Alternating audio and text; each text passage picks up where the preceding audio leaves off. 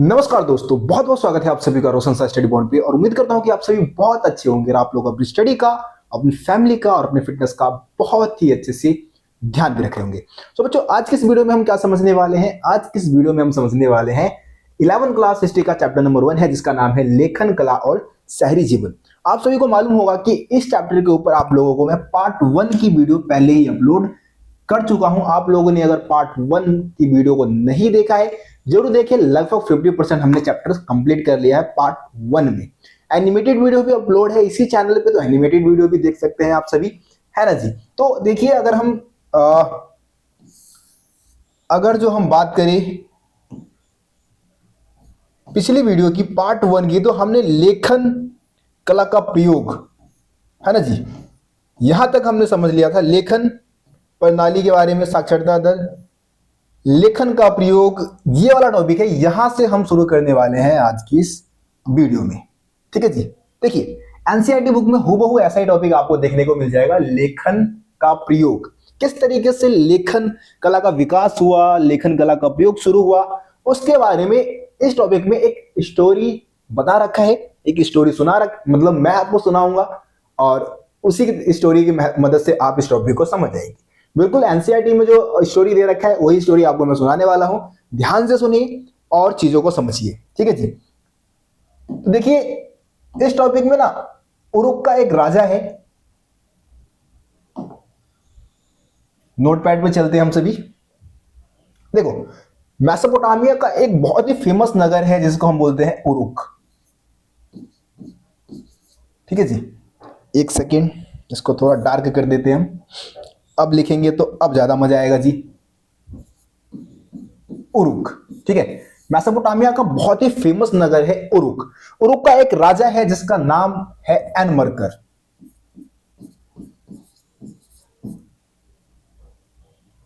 ठीक है जी। एनमरकर, क्या नाम लिखा है मैंने? एनमरकर। अब एनमरकर को बनवाना है मंदिर। क्या बनवाना है? मतलब मंदिर बनवाया है, तो मंदिर को सजाने के लिए, किसको सजाने के लिए जी? मंदिर को सजाने के लिए उसको चाहिए लाजवर्द मणि। लाजवर्द मणि की जरूरत है इसको, ठीक है। साथ ही साथ इसको बहुत सारे क्या चाहिए? धातु। इसको बहुत सारे धातु ही चाहिए, है ना, जैसे कि सोना, चांदी, इन सारी चीजों की उसको जरूरत है, जिससे कि वो क्या कर सके? मंदिर को सजा सके, ठीक है। नीलमणि, लाजवर्द मणि, सोना, चांदी वगैरह उसको चाहिए। किसको चाहिए? एनमरकर को। कहां का राजा है जी? उरुक का राजा है। तो इसने क्या किया? अपने एक दूत को, एनमरकर ने क्या किया? एनमरकर भाई साहब ने अपने एक दूत को बुला लिया। अब दूत कौन होते हैं जी? दूत होते हैं संदेशवाहक,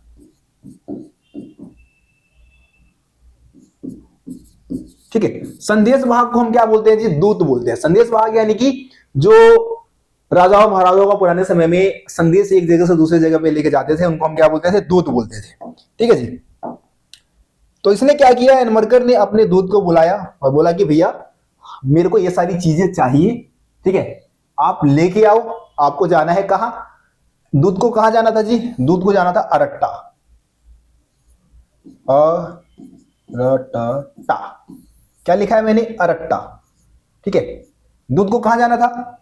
अरट्टा जाना था। अरट्टा से ये सारी चीजें उसको अरट्टा से लेके आनी थी। दूत किसका था? एनमरकर का दूत था, ठीक है।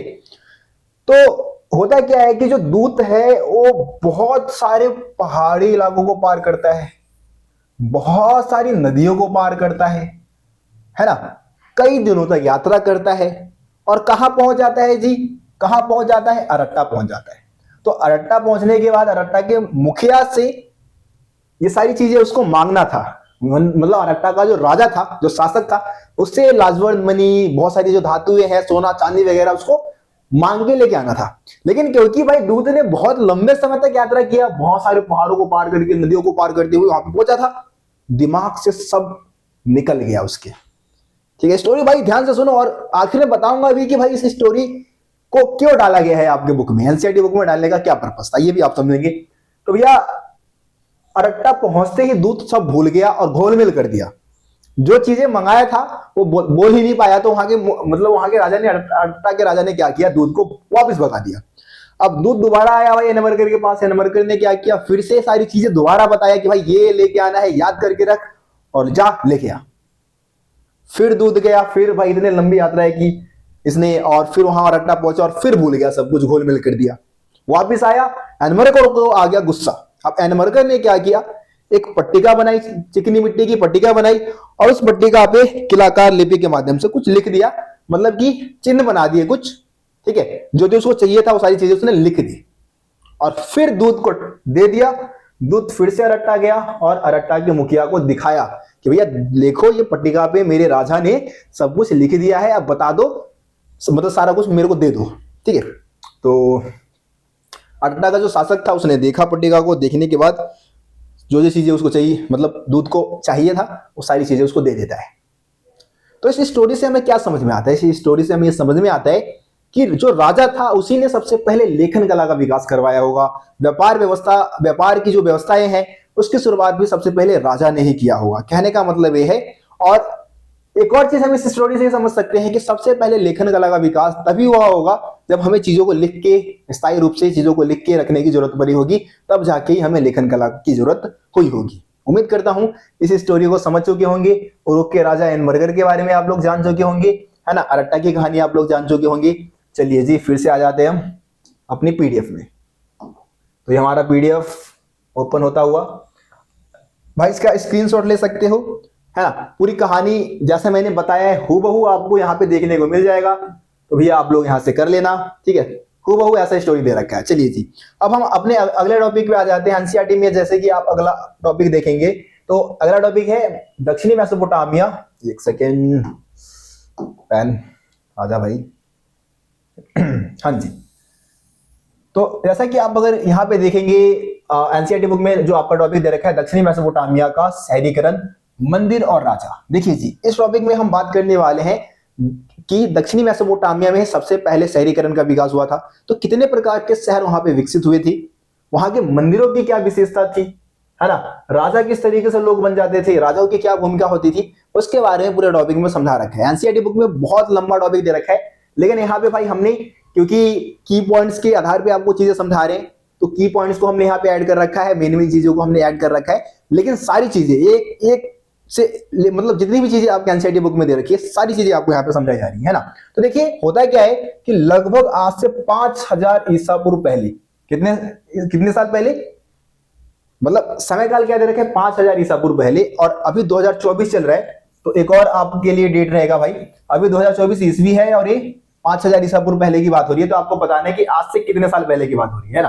तो 5000 ईसा पूर्व पहले क्या होता है, दक्षिणी मेसोपोटामिया में बस्तियों का विकास होना शुरू हो जाता है, ठीक है। 5000 ईसा पूर्व पहले क्या हुआ, दक्षिणी मेसोपोटामिया में बस्तियों का विकास होना शुरू हो गया, और इन बस्तियों में कुछ ने क्या किया, प्राचीन शहरों का रूप ले लिया। पहले छोटी छोटी बस्तियां विकसित होने लग गई थी दक्षिणी मेसोपोटामिया में, कब, 5000 ईसा पूर्व के आसपास, ठीक है। और फिर इन्हीं बस्तियों ने क्या किया, धीरे धीरे मंदिरों का, मतलब धीरे धीरे शहरों का रूप लेना स्टार्ट कर दिया। अब देखो दक्षिणी मेसोपोटामिया में अनेक प्रकार के शहरों का विकास हुआ। सबसे पहले ऐसे शहर थे जो कि मंदिरों के चारों तरफ विकसित हुए थे, ठीक है। इसके अलावा मतलब जहां पे मंदिर है उसके आसपास लोग बस गए, वहां पे धीरे धीरे संख्या बढ़ने लगी और वो फिर मंदिर बन गए। इसके अलावा कुछ व्यापारी केंद्र के रूप में विकसित हुई, यानी कि जहां पे व्यापार होगा वहां पे लोगों को क्या मिलेगा जी, रोजगार मिलेगा। अब रोजगार मिलेगा तो लोग वहां पे जाके बस जाएंगे, वहां की संख्या बढ़ेगी और फिर वो धीरे धीरे शहर में बदल जाएंगे वो एरिया, है ना। तीसरे जो शहर थे, तीसरे शहर कौन से है, शाही शहर। अब ये शाही शहर क्या थे, जो दक्षिणी मेसोपोटामिया में जो तीसरा शहर विकसित हुआ वो है शाही शहर। शाही शहर यानी कि जहां पे राजा महाराजा रहते थे, तो जहां पे राजा महाराजा रहेंगे उसके आसपास सुख सुविधाएं मिल जाएगी भाई। तो बहुत सारे अमीर लोग उन इलाकों में जाके बस गए जहां पे राजा महाराजाओं का महल था, और वहां की संख्या बढ़ने लगी और वो क्या बन गए, शाही शहर बन गए।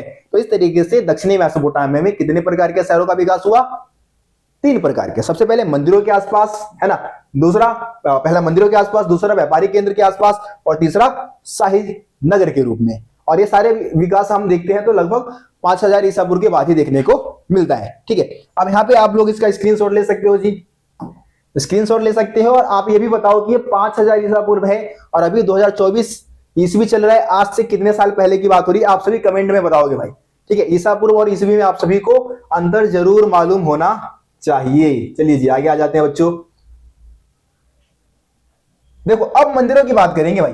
दक्षिणी मेसोपोटामिया के मंदिरों की क्या विशेषता होती थी, मंदिरों की क्या खासियत थी, इसकी हम बात करने वाले हैं। तो देखो जी, दक्षिणी मेसोपोटामिया की अगर मंदिरों की खासियत आप बात करेंगे, बहुत इंपोर्टेंट टॉपिक भाई, मंदिरों के बारे में एग्जाम में पूछा जाता है। तो दक्षिणी मेसोपोटामिया का जो मंदिर था वो छोटा सा देवालय होता था, ठीक है, छोटा सा क्या होता था जी, देवालय होता था, जो कि कच्ची ईंटों का बना हुआ था भाई। मंदिर किसका बना था, कच्ची ईंटों का बना था। और विभिन्न प्रकार के देवी देवताओं का निवास स्थल माना जाता था मंदिर को, मतलब अलग अलग प्रकार के जो देवी देवता थे उनका निवास स्थल मंदिर को माना जाता था। जैसे कि यहाँ पे कुछ मुख्य देवी देवताओं की अगर बात करूं तो उर, सबसे पहला जो मैंने यहाँ पे लिखा है, उर देवता यानी कि चंद्र देवता का रूप है, चंद्रदेव है। और दूसरी एक देवी थी जिनका नाम था इनाना। अब इनाना को युद्ध और प्रेम की देवी माना जाता था जी। किसकी देवी थी ये, युद्ध और प्रेम की देवी थी इनाना, ठीक है जी। ये याद रखना भाई, ये एमसीक्यू में भी यहां से आ जाता है। उर्देव को किसका रूप माना जाता है, इनाना को किस चीज के लिए माना जाता है, इस तरीके से क्वेश्चन आपके पेपर में आ जाते हैं, है ना। तो एमसीक्यू के लिए आप सभी इसको जरूर से जरूर याद करके रखिए, स्क्रीनशॉट ले सकते हैं भाई इस पेज का। चलिए जी आगे बढ़ जाते हैं। देखिए, जब मंदिर ईंटों से बनाए जाते थे और समय के साथ बड़े होते गए, मतलब उनका आकार बढ़ता चला गया, है ना, क्योंकि उनके खुले आंगन के चारों ओर कई कमरे बने होते थे। क्योंकि मंदिर है, मंदिर के चारों तरफ आंगन के चारों तरफ क्या बन गए, खुले कमरे बन गए थे। तो इस वजह से इसका आकार भी बढ़ता चला गया। मंदिर की जो बाहरी दीवारें थी कुछ खास अंतराल के बाद भीतर और बाहर की ओर मुड़ी हुई होती थी। यही मंदिरों की विशेषता थी, ठीक है। मतलब कि मंदिर का जो दीवार होता था वो खास अंतराल पे कुछ मुड़ा होता था, है ना। लेकिन घर के जो अगर हम बात करें दीवारों की तो सीधा होता था, बिल्कुल स्ट्रेट होता था। लेकिन मंदिर के जो दीवार थे वो स्ट्रेट नहीं होते थे, थोड़े थोड़े अंतराल पे घुमे हुए होते थे, है ना। यही इसको घरों से अलग बनाती थी, मंदिर की संरचना को ये सारी चीजें घर से अलग बनाती थी, ठीक है।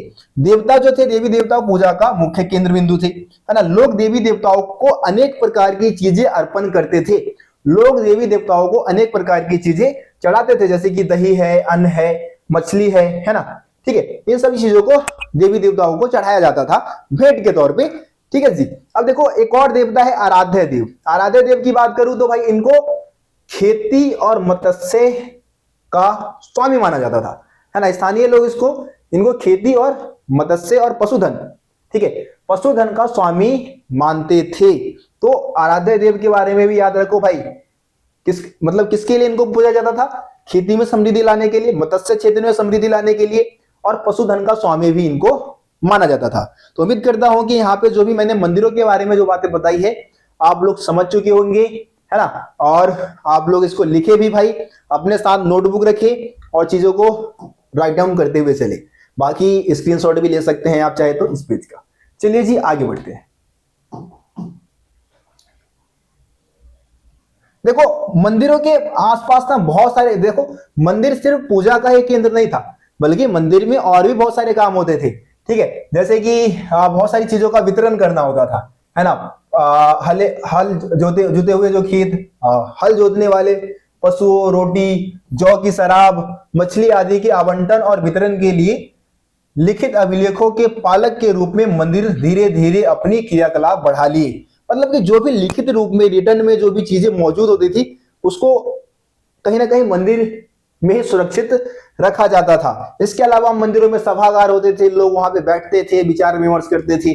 तो मंदिर के और भी दूसरे काम भी होते थे, ठीक है जी। तो यहां तक आपका मंदिरों की विशेषता थी भाई, इस टॉपिक में मंदिरों की विशेषता, यहां तक मंदिरों के बारे में बता रखा था। अभी तक हमने मंदिरों की बात कर ली। अब एक और बहुत ही इंपॉर्टेंट टॉपिक आगे, यहां से एक और क्वेश्चन बनता है कि आप सभी को पता है कि दक्षिणी मेसोपोटामिया के बारे में हम बात कर रहे हैं। तो दक्षिणी मेसोपोटामिया की जो भूमि थी वो बहुत ही ज्यादा उपजाऊ थी, है ना। मतलब कि खेती बहुत अच्छी होती थी। लेकिन फिर भी कई बार क्या होता था कि दक्षिणी मेसोपोटामिया की खेती संकटों से घिर जाती थी। वहां पे मतलब जो खेत है, फसल है, वो खराब हो जाते थे। तो इसके क्या रीजन थे उसके बारे में हम बात करने वाले हैं। इस लाइन से भाई क्वेश्चन बन जाता है यहां से कि जमीन के प्राकृतिक उपजाऊ होने के बावजूद मेसोपोटामिया की कृषि संकटों से क्यों घिर जाती थी। भाई क्वेश्चन लिख लो, बहुत इंपॉर्टेंट है। अब आंसर बताता हूं मैं कि कई बार मेसोपोटामिया की कृषि संकट से क्यों घिर जाती थी। देखो बहुत ही आसान पॉइंट है और बहुत ही आसानी से मैं समझा सकता हूं। इसके लिए भी हम अगले पेज पे चलते हैं, अपने दूसरे नोटपैड पे चलते हैं और वहां से समझते हैं हम। देखो जैसे कि मान लो कि ये फरात नदी है, ठीक है जी, ये हमारी फरात नदी है, फरात नदी की जलधाराएं हैं, ठीक है। अब यहां पे क्या है, किसानों के खेत है, बहुत आसानी से आप समझ जाओगे भाई, बहुत आसानी से। यहां पे क्या है जी, किसानों के खेत है ना, किसान है इधर, किसान भाई लोग हैं, बना देता हूं ऐसे ही अगल बगल, समझ जाओ बस तुम लोग, ठीक है। इधर किसानों के खेत है भाई, नदी के आसपास, जाहिर सी बात है कि खेती कहां होगी जी, नदियों के आसपास ही खेती होगी, है ना।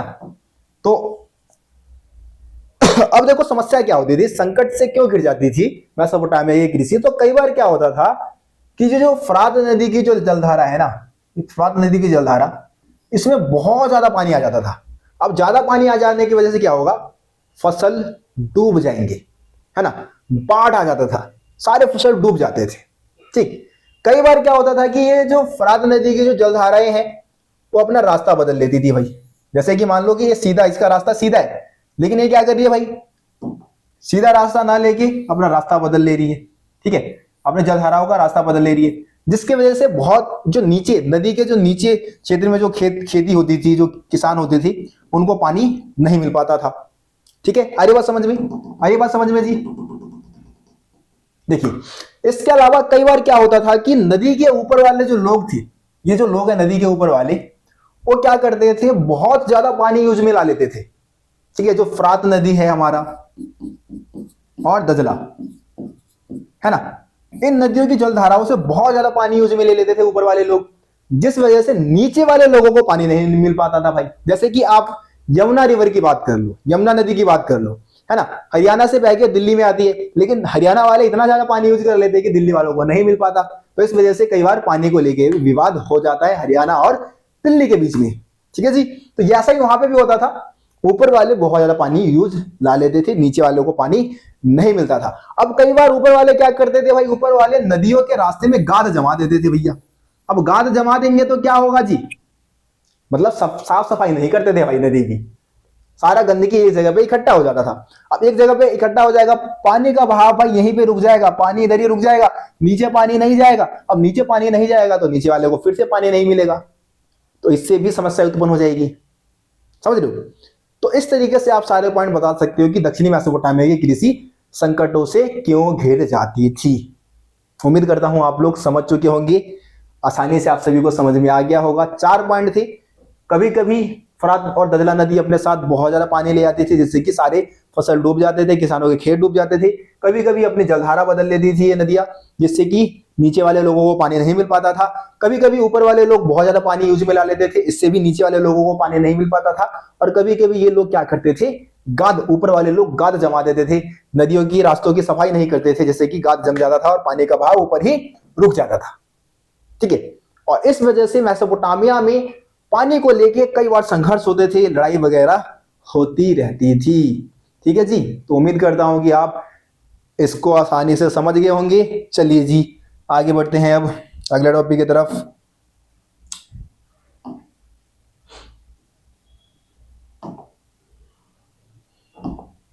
देखो यहां पे जो मैंने आपको अभी पॉइंट बताया, सारे पॉइंट्स वही लिखे हुए हैं, आप इसको पढ़ लेना एक बार।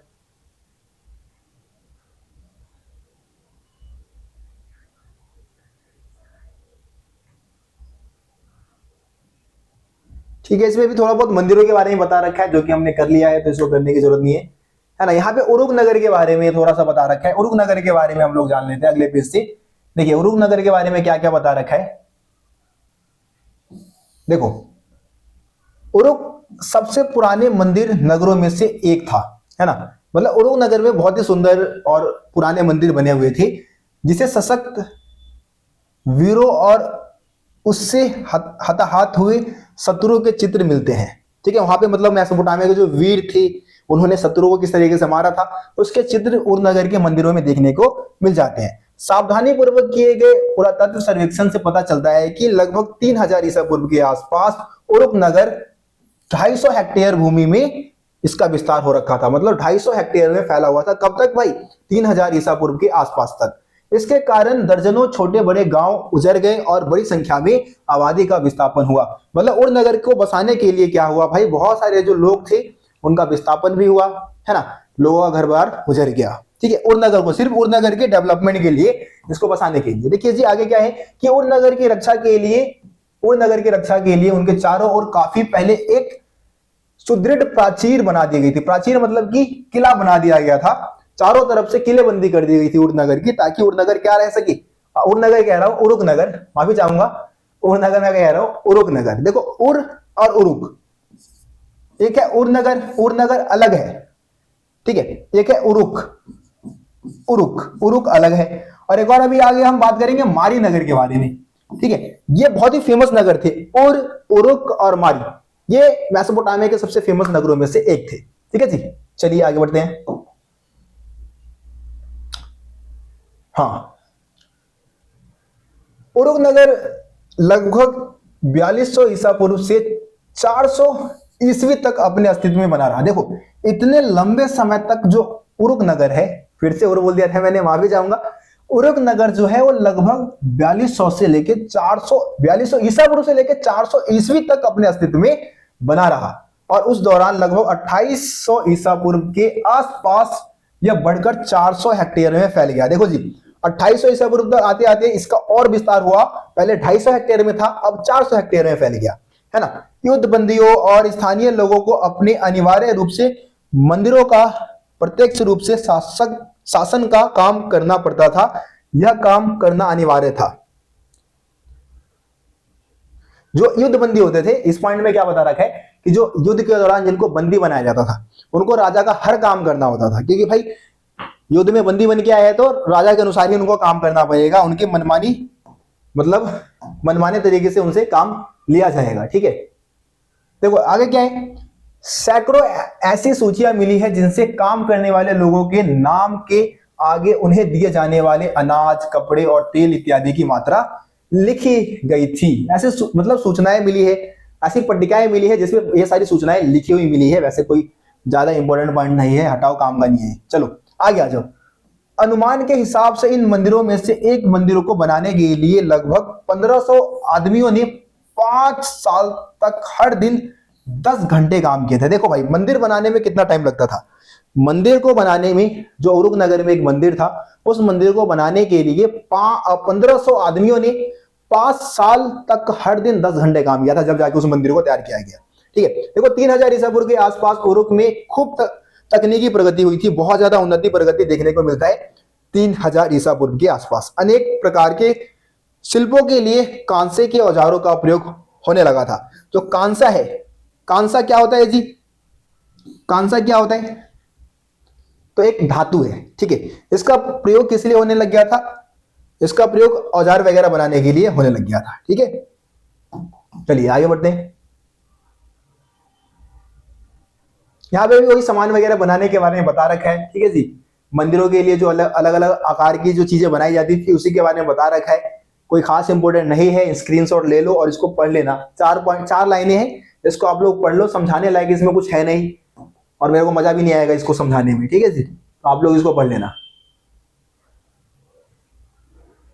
चलिए जी, इस पॉइंट को भी आप लोग कर लेना। देखो इस समय क्या होता है, एक पॉइंट यहां पे आप सभी को के लिए इस लाइन में इंपॉर्टेंट है, जो कि आप लोगों को समझ लेना चाहिए। आगे चल के क्या हुआ कि चाक का निर्माण हुआ। चाक समझते हैं आप लोग, चकिया, है ना। चाक यानी कि चकिया, जिसका इस्तेमाल किस लिए होता है जी, मिट्टी का बर्तन बनाने के लिए होता है। आप लोगों ने कई बार देखा भी होगा कि मिट्टी का बर्तन है तो उसको आकार देने के लिए चकिया को घुमाया जाता है, उससे मिट्टी का बर्तन बनता है जी, है ना। अब चाक के निर्माण से क्या हुआ कि भाई अब और ज्यादा तकनीकी रूप से और ज्यादा परिवर्तन देखने को मिलता है लोगों के जीवन में, क्योंकि अब बर्तन बनाना आसान हो गया, है ना। आसानी से नए नए बर्तन बनाए जा सकते थे। तो बस इसी के बारे में बता रखा है, इस पेज पे खास इसी के बारे में बताया रखा था। बस चलिए जी आगे बढ़ते हैं। शहरी जीवन, हाँ जी, अब बहुत ज्यादा इंपॉर्टेंट टॉपिक आ गया है, शहरी जीवन।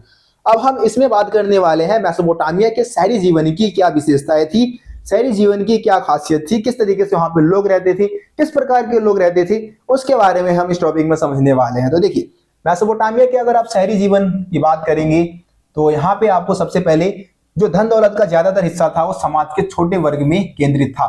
मतलब आर्थिक असमानता ये बहुत ज्यादा थी मेसोपोटामिया में, है ना, और ज्यादातर धन दौलत एक छोटे वर्ग के पास ही सीमित था। इसकी पुष्टि इस बात से हो जाती है कि बहुमूल्य चीजें जैसे कि आभूषण है, सोने चांदी है ना, लाजवंत मणि है, ठीक है, ये सारी चीजें जो है वो विशाल मात्रा में उर नगर में राजाओं और रानियों के कुछ कब्रों से मिले हैं। ठीक है, जो समृद्ध लोग थे उनके कब्रों से ये सारी चीजें मिली है, जो इस बात को इंडिकेट करता है कि ये कीमती वस्तुओं का इस्तेमाल अमीर लोग ही करते थे, गरीब लोगों के पास तो भाई ये सारी चीजें नहीं होती थी। और मतलब कि आर्थिक असमानता उस समय भी बहुत ज्यादा थी। देखो इसके अलावा मेसोपोटामिया में क्या था जी, मेसोपोटामिया में एकल परिवार का प्रचलन था, है ना। मेसोपोटामिया समाज की खासियत ये थी कि यहाँ पे एकल परिवार का प्रचलन था, यानी कि माता पिता और बच्चे ही परिवार में गिने जाते थे। एक होता है संयुक्त परिवार। संयुक्त परिवार में क्या होता है कि माता पिता और बच्चे के साथ साथ जो ताऊ है ना, ताऊ के जो बच्चे हैं उनको भी ऐड कर लिया जाता है। लेकिन एकल परिवार में ऐसा नहीं होता, माता पिता और बच्चे बस उन्हीं को परिवार में काउंट किया जाता है। तो मेसोपोटामिया में कैसे परिवार का प्रचलन था? एकल परिवार का प्रचलन था। ठीक है, पिता जो होता था भैया परिवार का मुखिया होता था। ठीक है, पिता क्या होता था भाई? परिवार का मुखिया होता था। सारे फैसले पिता के द्वारा ही लिए जाते थे और आज भी ऐसा ही होता है। आज भी आपको पता है कि पिता ही परिवार के मुखिया होते हैं। हाँ, कुछ घरों में हो सकता है कि आपकी मम्मी का दबदबा हो। ठीक है, आप लिख सकते हैं कमेंट में, जिनके घर में मम्मी का दबदबा है घर में, लिख सकते हैं कमेंट में। ऐसा होता है, आपकी माँ जो है, मतलब आपकी मम्मी जो है, वो आपके पिता के ऊपर हुक्म चलाती होगी और आपके पिताजी हर बात को मानते होंगे। ऐसा है, बहुत सारी फैमिली में है ऐसा, है ना, आप बता सकते हैं। तो पिता परिवार का मुखिया होता था। विवाह की बात कर लेते हैं भैया। विवाह कैसे होता था? तो विवाह की इच्छा की घोषणा की जाती थी। मतलब कि जो लड़का है लड़की है शादी करना चाहते हैं, पहले से पसंद कर रखे हैं, तो भाई अपनी इच्छा जाहिर कर सकते थे, अपने माता पिता को बता सकते थे कि लड़की हमको पसंद आ गई है भाई, इससे हमको शादी करनी है, करवा दो। तो लड़की ने भी बोल दिया भाई। अब दोनों तरफ से हाँ है और घर वालों के भी विचार मिल रहे हैं, तो भाई चलो ठीक है विवाह करवा देते हैं। अगर नहीं मिल रहे तो वही सिस्टम होता होगा भाई, भगा के ले जाओ, कर लो शादी। ऐसा ही होता होगा उस समय भी, ऐसी कोई बात है नहीं, है ना। तो विवाह की इच्छा के बारे में जो स्त्री है, पुरुष मतलब जो लड़का है लड़की है, वो जाहिर करते थे माता पिता के सामने। माता पिता की मंजूरी होती थी तो फिर एक दूसरे से मिलते थे, फैमिली वाले परिवार वाले मिलते थे, चीजों का आदान प्रदान करते थे और उसके बाद विवाह की मंजूरी दे दी जाती थी, विवाह कर दिया जाता था, है ना। ये विवाह के बारे में यहाँ पे कुछ पॉइंट्स आपके लिखे हुए हैं, आप इसको स्क्रीनशॉट ले और इसको समझे। अगले पेज पे भी विवाह के बारे में ही लिखा हुआ है, आपके अगले पेज पे भी, यहाँ पे भी विवाह की रस्में वगैरह के बारे में लिखा हुआ है ऊपर वाले पॉइंट में। तो इसको आप लोग कर लेना जी, खुद कर लेना। चलो यहां तक तो भाई मेसोपोटामियाई समाज की बात हो रही थी। मेसोपोटामियाई शहरी जीवन में किस तरीके से लोग अपना रहते थे उसकी बात हो रही थी। अब हम जरा उर नगर की बात करेंगे जी। उर नगर की विशेषता।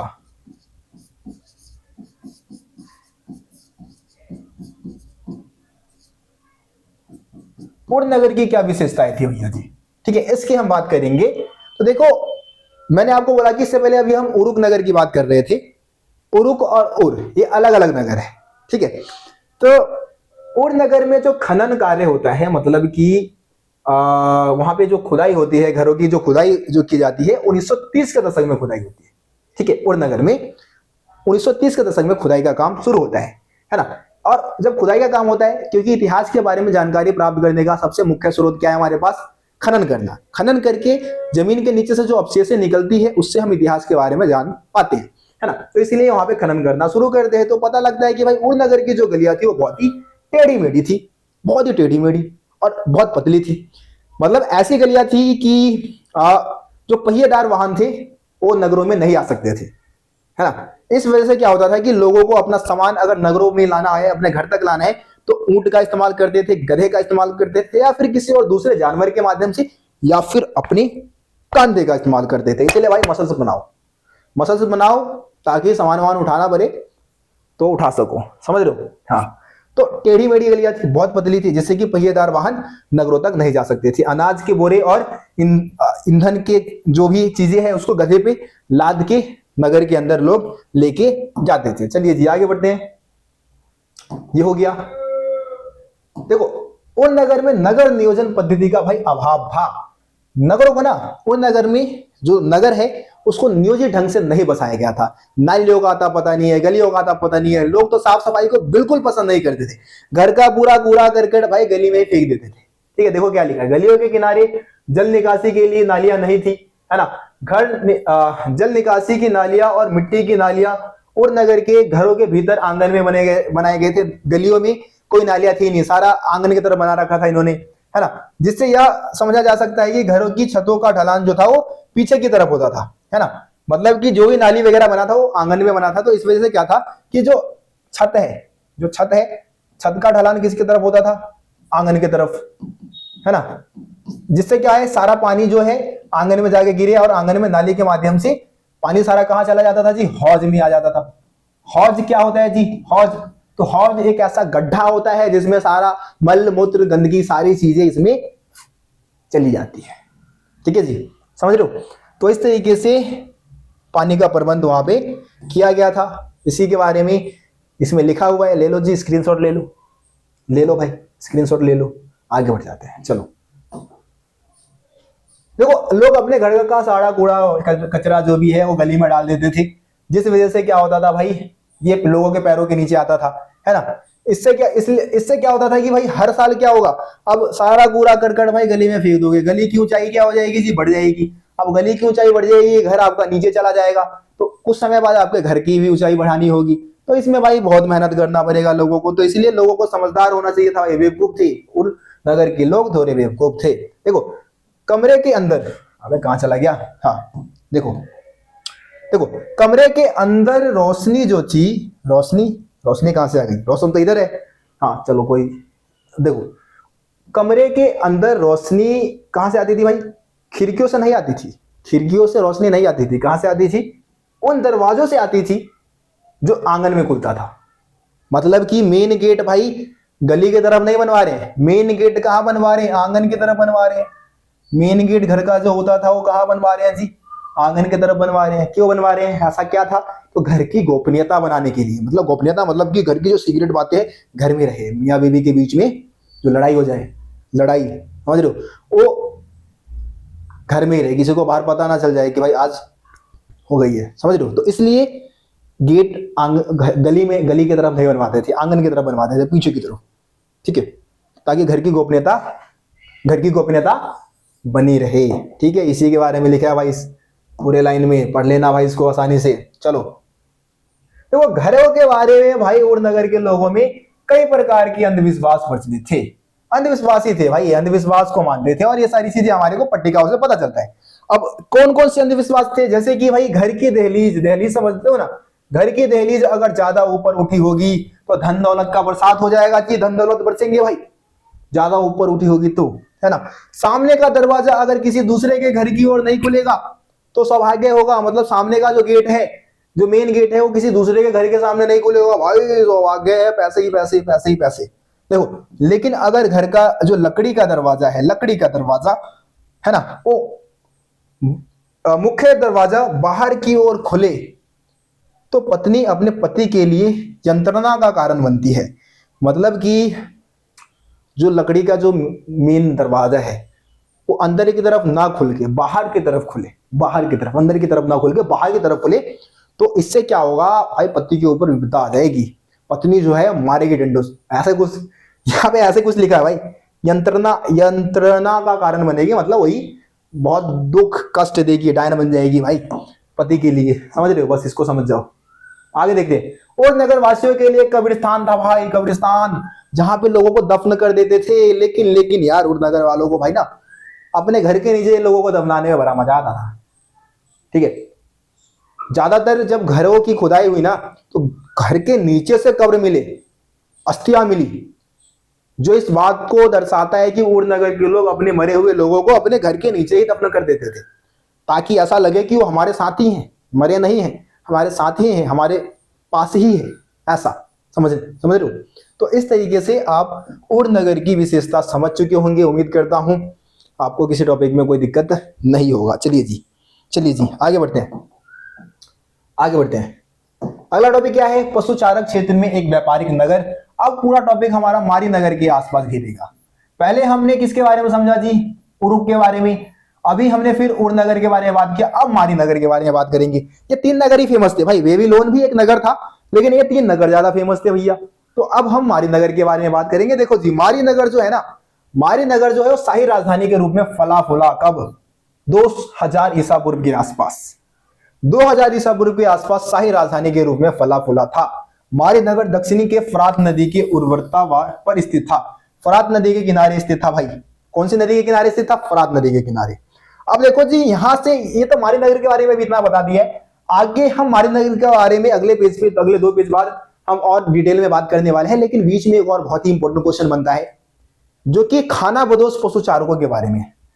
ठीक है, चलिए फिर से हम नोटपैड पे चलते हैं अपनी, और उसके माध्यम से समझते हैं कि आखिर ये टॉपिक है क्या। देखो, खानाबदोश पशुचारक होते थे एक, खानाबदोश पशुचारक, पशुचारक जिनको गड़रिये भी कहा जाता है। क्या कहते हैं?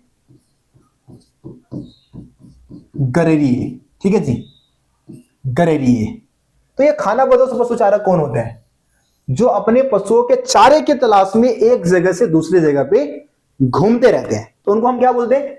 खानाबदोश पशुचारक, है ना। जो खाने की तलाश में, खानाबदोश मतलब जो खाने की तलाश में घूमते रहते हैं, और पशुचारक लग गया यानी कि अपने पशुओं की चारे की तलाश में घूमते रहते थे।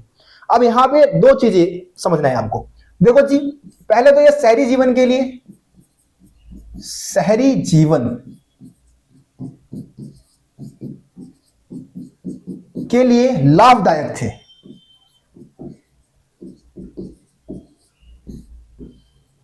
कैसे? इसको हम समझेंगे सबसे पहले, है ना। ये पहले नंबर पे रहेगा। दूसरे नंबर पे रहेगा कि भैया ये शहरी जीवन के लिए हानिकारक कैसे थे? हानिकारक कैसे थे? ये दोनों चीजों को हम समझने वाले हैं, और इंपॉर्टेंट है भाई, 8 नंबर में आ जाता है क्वेश्चन। ध्यान से समझो। आप पहले आप ये समझ चुके हैं कि भाई खानाबदोश पशुचारक कौन होते हैं? जो कि अपने पशुओं के चारे में घूमते रहते हैं। अब देखो, सबसे पहले ये शहरी जीवन के लिए लाभदायक कैसे हो सकते हैं भैया? लाभदायक कैसे हो सकते हैं उसकी हम बात कर लेते हैं। तो देखो भाई, खानाबदोश पशुचारक के पास होते थे जानवर। इनके पास जानवर है बहुत सारे। अब ये जानवर, जो शहर के जो लोग हैं, शहर के लोगों को क्या चाहिए भाई? शहर के लोगों को दूध चाहिए, मांस चाहिए। कहां से मिलेगा? ये लोग ही देंगे। तो एक तो फायदा ये हो गया शहर के लोगों के लिए, है ना। कई बार क्या होता था कि ये जो खानाबदोश पशुचारक लोग थे, वो किसी जगह पे बस जाते थे, परमानेंट बस जाते थे, और वहां की संख्या बढ़ा देते थे, जिससे कि वहां पे शहरों का विकास हो जाता था। ठीक है, किसानों की भी कई बार इन्होंने हेल्प की अनेक तरीके से। ठीक है, तो इस तरीके से ये शहरी जीवन के लिए लाभदायक भी थे। लेकिन ये साले ज्यादा हानि पहुंचाते थे भाई, हानिकारक थे। वैसे तो बहुत ज्यादा हानि पहुंचाई है इन्होंने शहरी जीवन को। ठीक है, तो शहरी जीवन को हानि कैसे पहुंचाते थे? देखो भैया, इसको भी हम एक एग्जाम्पल के माध्यम से समझते हैं। देखो, ये है नदी। ठीक है जी, क्या है ये? क्या है ये? नदी है। ठीक है, अब नदी के आसपास क्या है जी? किसानों का खेत है। किसानों का खेत कहां होगा जी? नदियों के आसपास ही होगा। और ये हमारे भैया पशुचारक है। ये आ गए पशुचारक अपने पशुओं को लेके भैया। ठीक है, ये पशुचारक हमारे आ गए भाई, पशुओं को लेके आ गए। अपने कौन सा जानवर बना दो भाई? बताओ कौन सा जानवर बना दो? पैर बना दिया, चलो जी। हाथ बना दिया, भेड़िया बना दी, चलो भेड़ बन गया। या गाय है, या फिर और दूसरे जानवर है। तो भैया ये पशुचारक क्या करते थे? अपने पशुओं को पानी पिलाने के लिए कहां लेके जाते थे? नदी तक। अब नदी तक जब लेके जाएंगे तो कहां से लेके जाएंगे? किसानों के खेतों से ही लेके जाएंगे, क्योंकि नदियों के आसपास ही किसानों का खेत है। अब भाई इनके पशुओं के खुर जो होते हैं, खुर समझते हो? पैरों से भाई खुरच देते थे पूरे खेत को, बंजर बना देते थे। ठीक है, तो पहला नुकसान तो भाई ये खेतों को क्या कर रहे? बंजर कर रहे थे। दूसरा भैया ये हमला कर देते थे भाई। ये जो पशुचारक थे ना, नगरों के ऊपर हमला कर देते थे, किसानों के गांवों के ऊपर हमला कर देते थे और उनका सारा माल लूट लेते थे। कई बार भैया बीच में किसान आ गया एक। ठीक है, बीच में किसान आया और उसने सिंह दिखा दिया। सिंह दिखाने का मतलब सिंह दिखाने का मतलब है कि दिखा दिया कि बेटे अब देख तू पिटने वाला है, अब मैं तेरे को मारूंगा, अब तू पिटेगा। तो मतलब ये कहने का ये है कि रास्ता रोक दिया कि बेटे देख तू ना हमारे खेतों को बर्बाद कर रहा है, अब ना तेरे को मैं ना जाने नहीं दूंगा इधर से। तो भाई किसानों ने क्या किया, पशु चारकों का रास्ता रोक दिया, जिससे क्या हो गया, डुसुम डुसुम डुसुम डुसुम मारना स्टार्ट कर दिया भाई एक दूसरे को, इन्होंने लड़ाई हो गई, संघर्ष हो गया भाई इन सबके बीच में, समझ रहे हो। तो इस तरीके से खानाबदोश पशुचारक जो थे वो शहरों के लिए नुकसानदायक थे, क्योंकि जहां पे लड़ाई झगड़े होंगे वहां पे शहरीकरण का विकास नहीं हो सकता, वहां पे सभ्यता का विकास नहीं हो सकता। और ये खानाबदोश पशुचारक शहरी जीवन के लिए खतरा बन गए थे, क्योंकि इनके पशुओं की खुर से जमीन बंजर होते जा रहे थे। ये नदियों से जब उन लेके जाते थे पानी पिलाने के लिए तो पूरा फसल बर्बाद भी हो जाता, किसानों का फसल भी बर्बाद कर देते थे, है ना। और कई बार हमला करके लूट लेते थे भाई, सामान लूट लेते थे, और कई बार किसानों और पशुचारकों के बीच में संघर्ष हो जाता था। उम्मीद करता हूं आप लोगों को समझ में आ गया होगा भाई, मेहनत लग गया समझाने में यार। अब तुम लोग लाइक शेयर नहीं करते हो ना, फिर मजा नहीं आता यार। लाइक शेयर करते नहीं हो, इतना ज़्यादा एफर्ट लगाना पड़ता है वीडियो बनाने में, बताओ कैसे काम चलेगा। ठीक है, तो इस पेज को पढ़ो, इस पेज का स्क्रीनशॉट लो, और आगे जो हमारा पेज आएगा अगले पेज का भी भाई स्क्रीनशॉट ले लो आप सभी। इसको ऊपर कर देते हैं। देखो यहाँ पे जो भी मैंने पॉइंट बताया है आपको हुबहू सारे पॉइंट आपको यहीं पे देखने को मिलेगा, इस पेज भी देखने को मिल जाएगा, उसके बाद इस पेज भी आपको देखने को मिल जाएगा। ठीक है, यहां से कुछ चीजें मैं अलग है वो मैं समझा देता हूं आपको। देखो ये जो खानाबदोश लोग थे, यहां से मैं आपको समझाता हूं, क्योंकि यहां से चीजें नया है इसलिए मैं समझा देता हूं, बाकी ऊपर की जो है वो मैंने आपको समझा दिया है। अब ये खानाबदोश लोग जो थे वो अकदी, एमोराइट, असीरियाई और आर्मेनियाई जाति के थे। कौन सी जाति के थे भाई ये सारे खानाबदोश? अकदी, एमोराइट, असीरियाई और आर्मेनियाई, है ना। मारी के जो राजा थे वो एमोराइट समुदाय के से थे। मारी के राजा किस समुदाय के थे भाई? एमसीक्यू के लिए इंपॉर्टेंट है भाई। मारी के राजा एमोराइट समुदाय से थे, है ना। स्क्रीनशॉट ले लो भाई, स्क्रीनशॉट ले लो। चलो आगे आ जाते हैं। उनकी पोशाक वहां के मूल निवासियों से भिन्न होती थी। जो मारी नगर के राजा थे उनकी पोशाक वहां के मारी नगर के जो मूलवासी थे उनसे अलग थे। उन्होंने मेसोपोटामिया के देवी देवताओं का आदर ही नहीं किया, बल्कि स्टेपी क्षेत्र के देवता डैगन के लिए मारी नगर में एक मंदिर बनवा दी। मतलब मारी के जो लोग थे उनके लिए उनके मंदिरों की भाई बहुत देख रेख इन्होंने की, और जो डैगन एक देवता थे मारी लोग के जो स्टेपी क्षेत्र के जो देवता है उनका नाम क्या है? डैगन। ठीक है, तो डैगन देवता के लिए एक मंदिर भी बनवा दिया। कौन से देवता के लिए? डैगन देवता के लिए। क्या बनवा दिया? मंदिर बनवा दिया। चलिए जी, मेसोपोटामिया का समाज और वहां की संस्कृति विभिन्न विभिन्न समुदाय के लोगों और संस्कृतियों के लिए खुली थी। भाई अलग अलग समुदाय के लोग मेसोपोटामिया संस्कृति को अपना रहे थे, इस सभ्यता को अपना रहे थे। बस इससे यह समझ में आता है कि विविधताओं से भरा हुआ सभ्यता था भैया, विविधताओं से भरा हुआ सभ्यता था। चलो जी,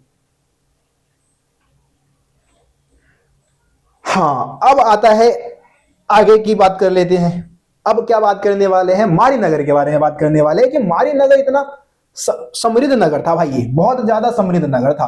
तो इतना ज्यादा समृद्ध क्यों हुआ? मारी नगर की समृद्धि के पीछे क्या कारण था, उसी की हम बात करने वाले हैं। तो मारी नगर जो था वो व्यापार के रूप में समृद्ध हुआ था, व्यापारिक स्थल पर स्थित था भाई। इस वजह से ये नगर बहुत ज्यादा समृद्ध हो गया था।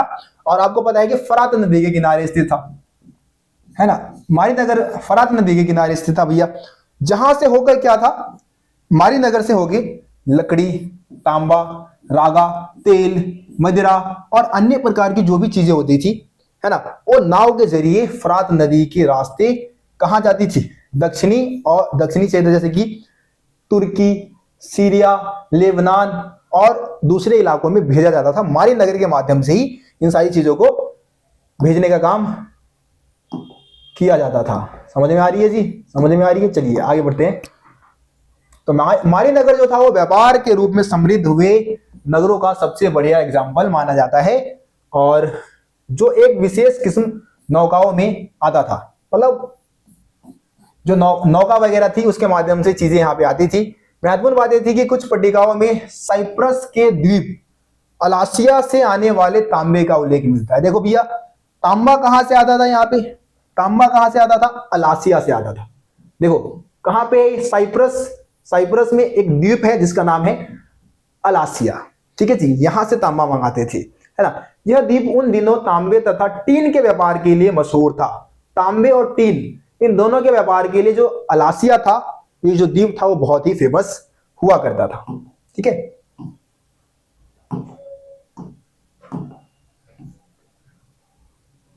देखो यहाँ पे और रागा रागा का व्यापार भी होता था। रागा आई थिंक टीन को ही कहा जाता है, रागा का व्यापार होता था। कांसा औजार हथियार बनाने के लिए मुख्य प्रौद्योगिकी सामग्री थी। जो कांसा है और कांसा है, इसका इस्तेमाल हथियार बनाने के लिए होता था। इसके व्यापार का बहुत ज्यादा महत्व था। मारी राज्य समृद्धि के मामले में अद्वितीय थी। देखो होता क्या था, मेन चीजें वैसे मेरे को लग रहा है इस पीडीएफ में पीपीटी में है कि नहीं, नहीं मैं समझाता हूं आपको, मैं समझाता हूं। इस पीपीटी में दो चार चीजें ऐड नहीं की गई है, मैं आपको बता देता हूं। तो होता क्या था कि मारी नगर में, जैसे कि हमने समझा कि मारी नगर जो है वो फरात नदी के किनारे स्थित था। कौन सी नदी के किनारे जी? फरात, है ना। फरात नदी के किनारे स्थित होने की वजह से क्या था, मारी नगर जो था यहाँ पे एक महत्वपूर्ण बंदरगाह था। बंदरगाह यानी कि जहां पे जो समुद्री जहाज है ना, या नाव है, समुद्री जहाज या फिर नाव है, वो आके रुकता था। अब होता क्या था कि मारी नगर के जो अधिकारी होते थे, इन जहाजों की क्या करते थे जी, यहाँ पे जितनी भी जहाज आके रुक रही है ना, जितनी भी जहाज आके रुक रही है, उसका क्या करते थे, वो जांच करते थे, मुआयना करते थे। मुआयना करने के बाद जितनी भी चीजें वहां पे लोड होती थी उस जहाज पे, जितनी भी चीजें उस पर लोड है, उसका 10% क्या वसूलते थे भाई, शुल्क। कितना परसेंट? 10% क्या वसूल रहे हैं, शुल्क। तो भाई जितनी भी जहाजें वहां, जितनी भी नाव वहां पे रुक रही है, उन सभी नाव से 10% शुल्क वसूल रहे हैं। अब ये जो पैसा मिल रहा था, इसी पैसा की वजह से तो भाई मारी नगर समृद्ध हो गया। ठीक है, बस इतना बता देना, काफी है, काफी है, काफी है। चलिए आगे बढ़ते हैं। देखो मेसोपोटामिया संस्कृति में शहरों का महत्व। मेसोपोटामियाई संस्कृति में शहरों का महत्व क्या था? तो भाई शहर को बहुत ज्यादा, मेसोपोटामिया के लोग जो थे वो शहरों को बहुत महत्व देते थे भैया। और वो यहाँ पे अनेक समुदाय और संस्कृति के लोग मिलजुल के रहते थे, इसीलिए लोग अपना प्यार मोहब्बत शहरों को देते थे। शहरों के प्रति उनका प्यार मोहब्बत अटूट था, ऐसा कह सकते हैं। और जब मतलब उनके शहर नष्ट हो जाते थे, तो महाकाव्य के माध्यम से, कहानियों के माध्यम से उसको याद रखते थे, कहानियों में सुनाते थे। अपने जो आने वाले लोग हैं उनको सुनाया करते थे कि भाई हमारा एक बहुत फेमस नगर था, बाढ़ आ गया, डूब गया, इस तरीके से। तो नगरों को बहुत प्यार करते थे भाई मेसोपोटामिया के लोग, है ना। देखो क्या लिखा है कि मेसोपोटामिया के लोगों को अपने नगरों पर अधिक गर्व था। इस बात का सबसे अधिक वर्णन गिलगिमिस महाकाव्य में मिलता है। भैया ये गिलगिमिस कौन आ गया, ये कौन आ गया गिलगिमिस? तो जैसे कि मैंने आप लोगों को क्या बताया, उरुक नगर के राजा एनमरकर के बारे में बताया। एनमरकर, है ना जी। एनमरकर के बाद कुछ समय बाद यहां का राजा कौन बना? गिलगिमिस। गिलगेमिस, ठीक है जी, गिलगेमिस। तो मेसोपोटामिया के लोग अपने शहरों को कितना महत्व देते थे, इस बात का पता हमें गिलगेमिस महाकाव्य से लगता है। गिलगेमिस महाकाव्य कितनी कितनी पट्टिकाओं पे लिखा था भाई? 12 पट्टिकाओं पे लिखा गया था। और गिलगेमिस जो उरुक का राजा था, उसके बारे में इस महाकाव्य में बताया गया है। और वो किस तरीके से अमरत्व की खोज में जाता है और फिर वापस मेसोपोटामिया लौट के आ जाता है, अपने नगर में लौट के आ जाता है, उसकी कहानी का वर्णन इसमें किया गया है। ठीक है, थोड़ा सा आपके बुक में कहानी के बारे में ही बता रखा है, लेकिन कहानी पूछा नहीं जाएगा। बस ये पूछा जाएगा कि गिलगेमिस महाकाव्य किससे संबंधित है? तो उरुक के राजा गिलगेमिस से संबंधित है। कितने पट्टिकाओं पे था? 12 पट्टिकाओं पे था। बस इतना याद रखना भाई, काफी है, इनफ है। चलिए आगे आ जाते हैं। अब चैप्टर क्योंकि हमारा खत्म होने वाला है, कंप्लीट होने वाला है ना। ये गिलगेमिस के बारे में ही था। चलिए जी, लेखन कला की देन, इसमें आखिरी टॉपिक है और इसमें बता रखा है कि इस दुनिया को मेसोपोटामिया ने क्या दिया है। क्या दिया है भाई मेसोपोटामिया के लोगों ने इस दुनिया को? हम चलेंगे नोटपैड पे, मैं लिख के आपको समझाऊंगा, एक एक चीज समझाऊंगा, लिख लिख के समझाऊंगा। बस आप लोग वीडियो को लाइक कर दो, वीडियो को शेयर कर दो, फटाफट सब कुछ समझाऊंगा। देखो हम बात करने वाले हैं, क्या बात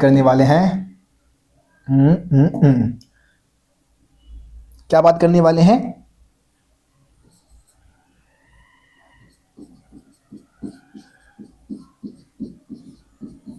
मेसोपोटामिया की प्रमुख देन।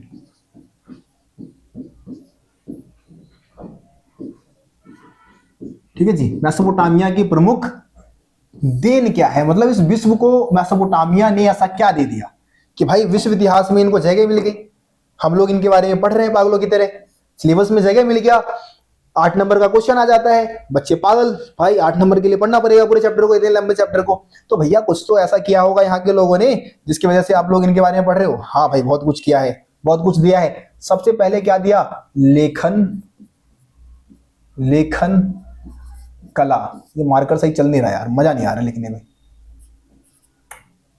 एक सेकेंड।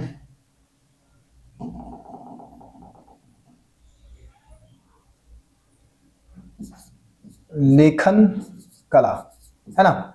लेखन कला की शुरुआत सबसे पहले कहां से हुई है जी? मेसोपोटामिया से हुई है। यहीं के लोगों ने सबसे पहले लिखने की कला का विकास किया था, चिकनी मिट्टी के पट्टिकाओं पे लिखते थे भैया। दूसरा पॉइंट क्या बताओगे? लेखन कला के अलावा गणित के सिद्धांत, है ना, गणित के बहुत सारे सिद्धांत दिए भाई इन्होंने। ठीक है, जैसे कि जमा, घटा, गुना, भाग, वर्गमूल के सिद्धांत दिए इन्होंने, चक्रवृद्धि ब्याज का सिद्धांत दिया इन्होंने। तीसरा पॉइंट लिखो जी, खगोल विज्ञान, खगोल विद्या, है ना जी। खगोल विद्या भी इन्हीं की देन है। इसमें क्या था कि अंतरिक्ष सौर मंडल के बारे में इनको बड़ा मस्त नॉलेज था। सूर्य ग्रहण कैसे लगता है, चंद्र ग्रहण कैसे लगता है, सब मालूम था भाई इनको। ठीक है, तो खगोल विद्या हो गया जिसमें अंतरिक्ष के बारे में पता करते हैं हम, सौर मंडल के बारे में। ठीक है, इसके अलावा समय का विभाजन, समय का विभाजन। ठीक है जी, समय के विभाजन की अगर हम बात करें, समय के अगर हम विभाजन की बात करें, सारे हेडिंग को डिफाइन भी करना है भाई, पेपर में 8 नंबर में आता है, डिफाइन भी करना होगा। तो समय के अगर विभाजन की बात करें तो पूरे वर्ष को 365 से 66 दिन में, एक वर्ष को 12 महीने में, एक महीने को 30 से 31 दिनों में, एक महीने को 4 हफ्तों में, एक दिन को 24 घंटों में। ये बंटवारा किसने किया है? मेसोपोटामिया के लोगों ने किया है, और ये हमारे दैनिक जीवन का हिस्सा है भाई, इन्होंने ये सारी चीजें बना दी। इसके अलावा शहरी जीवन की शुरुआत भाई, सबसे पहले शहरी जीवन की शुरुआत कहां से हुई थी? मेसोपोटामिया से ही हुई। सबसे पहले शहरों का विकास कहां हुआ? मेसोपोटामिया में हुआ। छठा पॉइंट, व्यापार की शुरुआत। ठीक है जी, सबसे पहले व्यापार की शुरुआत कहां से हुई? मेसोपोटामिया से। सातवां पॉइंट, कृषि की शुरुआत।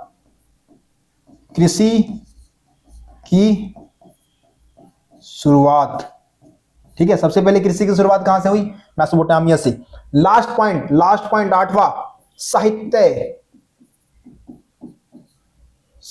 बहुत सारे साहित्य की रचना कहां से शुरू हुई भाई? यहीं से शुरू हुई। यहीं के लोगों ने साहित्य, इनके साहित्य बहुत ज्यादा समृद्ध है ना, बहुत सारे ग्रंथ बहुत ज्यादा समृद्ध है।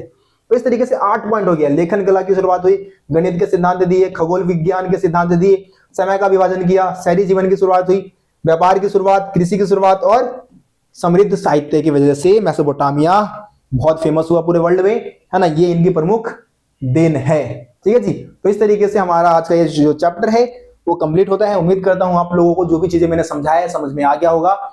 और आप लोग बस भाई शेयर कर दो वीडियो को, लाइक कर दो वीडियो को, ज्यादा से ज्यादा दोस्तों को बताओ इस चैनल के बारे में, आपके दोस्त भी इस चैनल से जुड़ सके और अपने स्टडी को बेहतर कर सके। आज के लिए इतना ही, मिलते हैं आप सभी से अगली वीडियो में। तब तक के लिए जय हिंद, जय भारत। आप सभी अपना ख्याल रखिए, धन्यवाद।